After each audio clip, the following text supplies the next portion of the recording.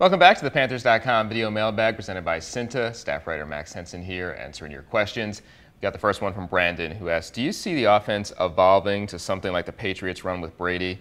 Short, quick throws allowing players to move in space. I think that's definitely going to be a part of this offense going into 2017. This is something Mike Shula, the offensive coordinator, has talked about.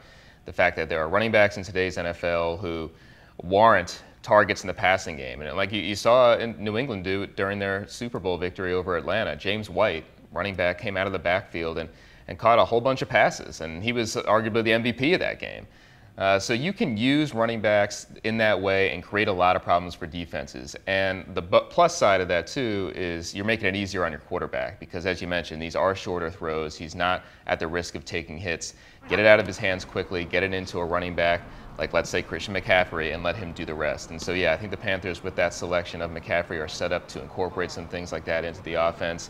But it's not just the short throws to running backs. I think you're also just going to see a different approach to Carolina's offense with the mismatches they can create. And that includes a guy like McCaffrey. That includes the second-round selection, Curtis Samuel, who can play slot wide receiver, and that's going to be his primary role, but you can also motion him into the backfield and create some opportunities for your offense. These moving pieces that Carolina can incorporate are going to be really fascinating to see how it unfolds and what Mike Shula does to the creativity of this offense and how he can create opportunities for Cam Newton and this offense to thrive by putting the defense in really difficult spots. So, of course, we're going to be curious to see how that unfolds as we get closer to training camp and into the preseason. Down our next question from Navy Mike, who asks, do you see Taylor Moton earning a starting spot on the O-line? This draft was thin on offensive linemen, which was our most glaring weakness last season. Well, this draft class was pretty thin on offensive linemen, but Taylor Moton obviously was the guy the Panthers thought very highly of. And they took him in the second round, and when you take a player in the top 2 rounds, generally you expect them to be able to contribute right away. And we haven't seen the offensive lineman, or anybody for that matter, wear pads yet and enjoy kind of that live contact. But I do suspect that he's going to be ready to contribute. And that comes back to the way he prepared throughout his college career at Western Michigan. Brian Strickland actually had a great story profiling Taylor Moton during his college career and had some great quotes from his college coach who talked about how prepared he always seemed to be and the extra work he put in to be ready to be an NFL player. I think he's got just the IQ, really, from a football standpoint, to handle playing multiple spots, left tackle, right tackle, and even guard.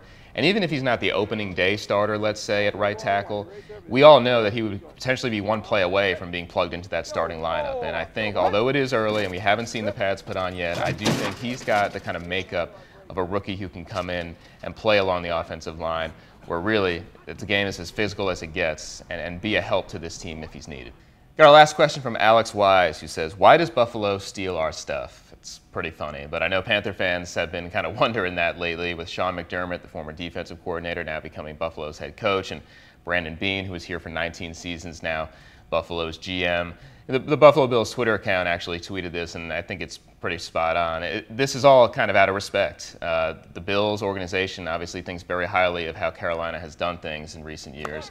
Sean McDermott obviously had a lot of success with his defense here with the Panthers, and that turned into a head coaching job with another organization. And Brandon Beane, along the same lines, was a very well-respected guy around these parts, and thus the Bills were interested in bringing him in as their GM. And so, yeah, I think when you've got a successful organization and you're enjoying winning seasons and you're doing kind of all these things right, other teams are going to notice. And that's always been a sign, especially for coaching staff. If your coaches are gaining interest in other clubs, that means you're doing something well. And that's certainly been the case for Carolina.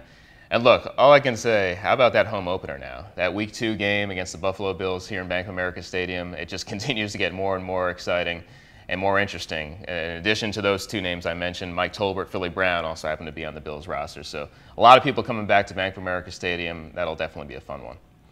Thanks for the questions this week, everybody. We'll do it again next time right here on Panthers.com.